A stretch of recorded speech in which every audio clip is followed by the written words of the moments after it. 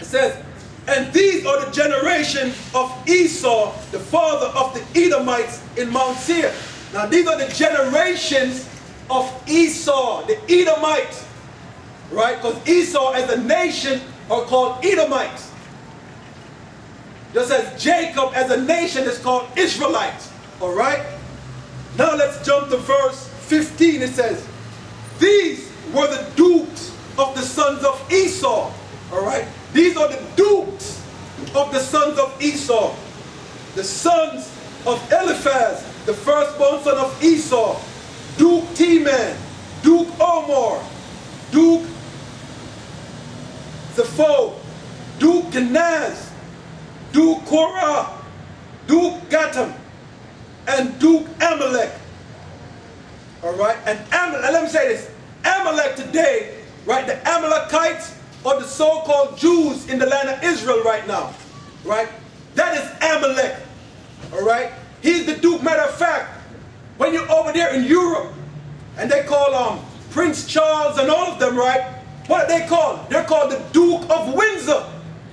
You see that? They're called the Duke of Windsor. Now you know who the Edomites are. You see that?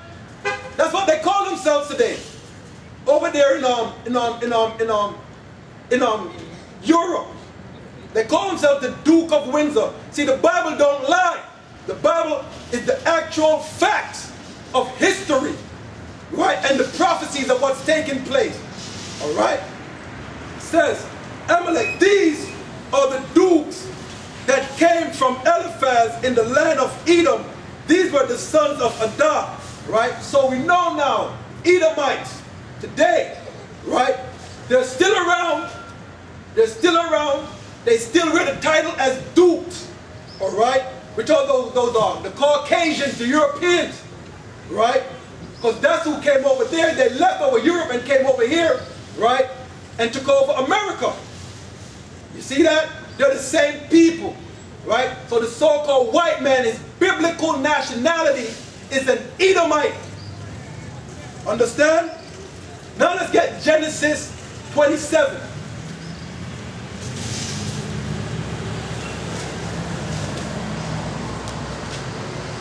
Genesis 27, 41. Because you're going to find out, I said, about these Edomites. Alright? Genesis 27, 41, it says, and Esau, again the Edomites, hated Jacob because of the blessing wherewith the father blessed him. So Esau hated his brother Jacob. Why? It's not a skin color thing. This thing is not about skin color. Right? It's about one nation and another nation. Understand? It says, as a brother said, I heard a brother said, right, it's not a color thing. It's not a skin color issue. Alright? It's a Jacob and Esau issue. Understand? It says, and Esau hated his brother Jacob. And Esau hated his brother Jacob because of the blessing wherewith his father blessed him. So Esau hated Jacob because of the blessing. See, he don't hate you because of your color skin. He hates you because of the blessing. And Esau said in his heart, the days of mourning for my father are at hand, that I will slay my brother Jacob. So Esau said, after his father Jacob is passed, he's going to kill his brother Jacob. Understand? And these words of Esau, her eldest son, were told to Rebekah, right? And she sent and called Jacob, her younger son, and said unto him, behold, thy brother Esau, as touching thee, does comfort himself, proposing to kill thee. Meaning, Esau, the Edomite, is planning to kill his brother Jacob, and which carry on to this very day. Let's see if anything has changed. All right? Let's get Zechariah, the 11th chapter.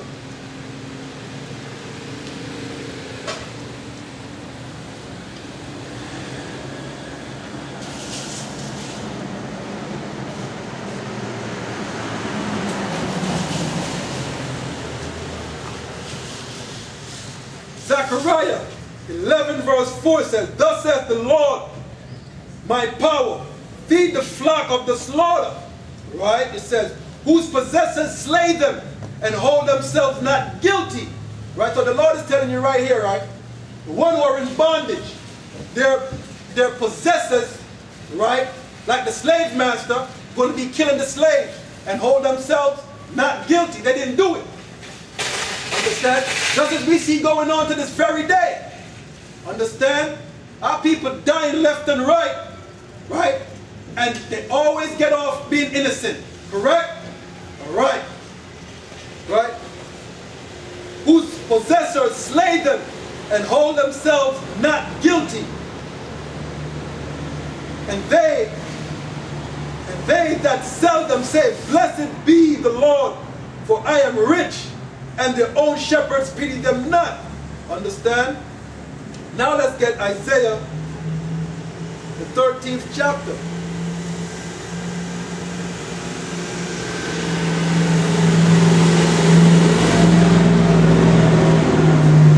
Because as I said, we're coming up in a time right now where, understand, eventually, this whole thing is going to come to a boil.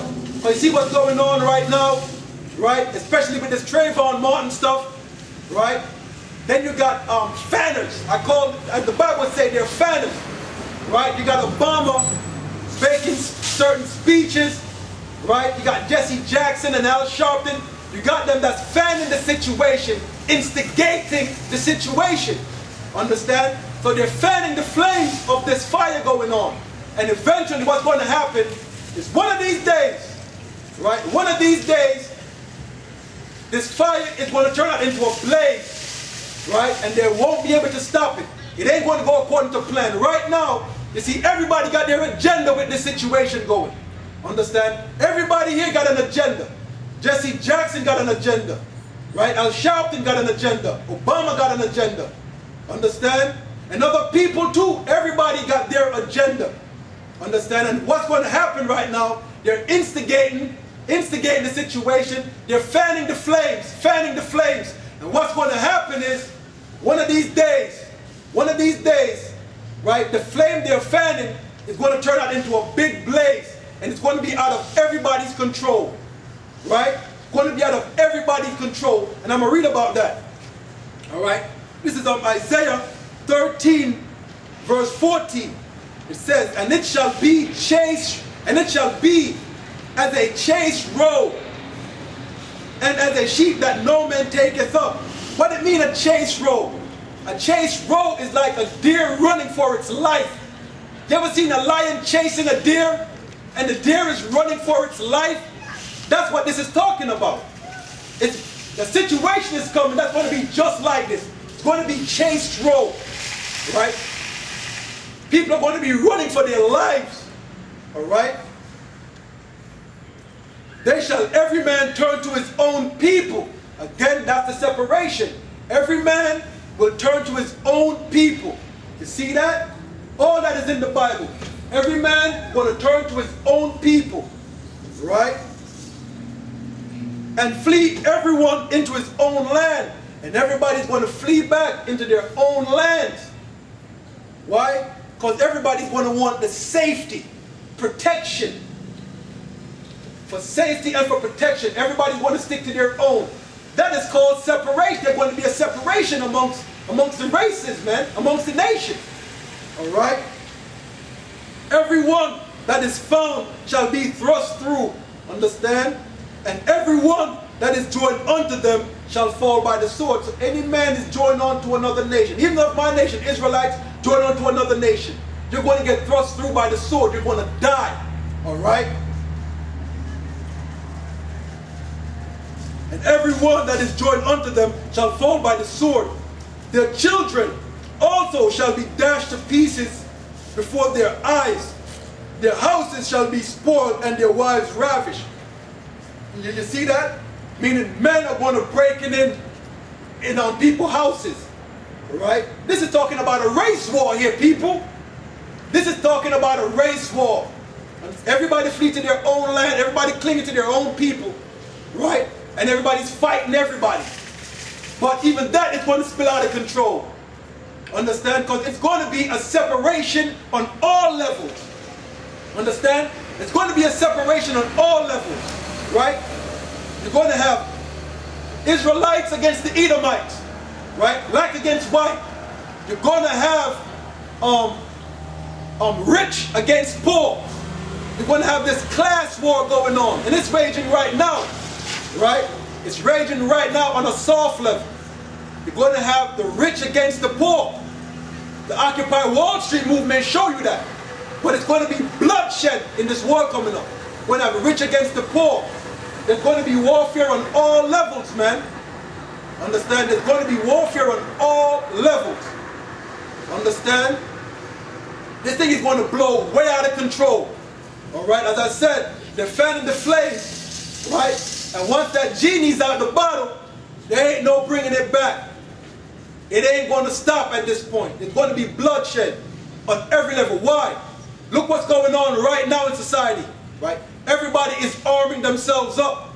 Alright, the gun store can't keep guns in the store anymore. Not even ammo. As soon as they get a shipment in, it's gone.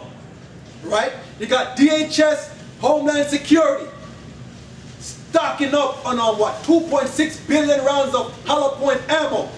They bought 2,700 armored vehicles, MRAP. Right? They're giving the police rocket launchers. They're flying drones in the sky. Do you see the warfare that's going to take place in this country? That's coming. Alright? It says, their children shall be dashed to pieces before their eyes. Their houses shall be spoiled and their wives ravished. But that's telling you the carnage that's coming. Understand? It's going to be warfare. Because all this stuff is what happened in warfare. Understand? Women getting raped, women getting ravished, they're getting raped. Understand? Babies getting dashed to pieces and killed. Understand? Let's get 2nd Ezra, the 15th chapter. I'm going to speak on this some more. It says, 2nd Ezra 15, verse 14, it says, woe to the world and to them that dwell therein. Woe is destruction to the world and to them that are dwelling in the world. Right? It says, for the sword and their destruction draweth nigh, and one people, one nation, shall stand up to fight against another. One nation is going to stand up to fight against another. Alright? And swords in their hand. What is the modern day swords? The gun. See that? That is your race war right there. One nation fighting against another nation. That is your race war.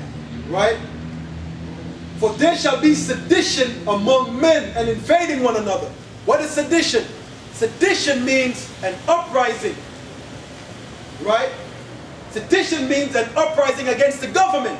You're going to have the patriots and the militias rising up against the government. You see that? That is documented in the Bible. Alright? That is documented in the Bible. The militias and the patriots are going to come together and fight against the government. Alright? Read that again. For there shall be sedition among men and invading one another. Alright? And that's what's going to take place, right? They're going to be attacking each other. Right?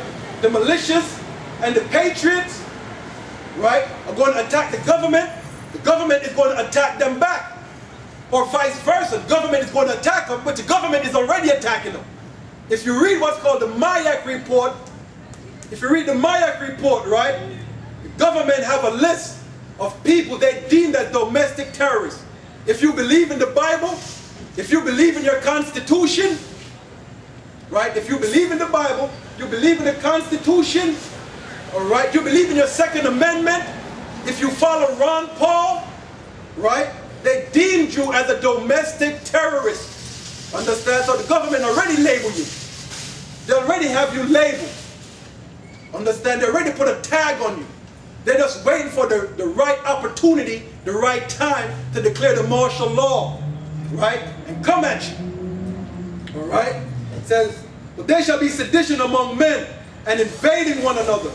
They shall not regard their kings nor princes, and the course of their action shall stand in their power. Meaning they're not going to care what what our Congress have to say, what the Senate have to say, what the government, what the president have to say. Nobody's going to care about that anymore. Why? Why? The genie's out the bottle now. Understand? This thing is ablaze right now. They're not going to care what they have to say. Understand? It's all out warfare now. And it says every man is going to stand in his own power. That's telling you right there, it's survival of the fittest. That is survival of the fittest. Every man for himself at this point. Understand? Every man is going to be for himself at this point, all right? Because everybody's going to want to survive.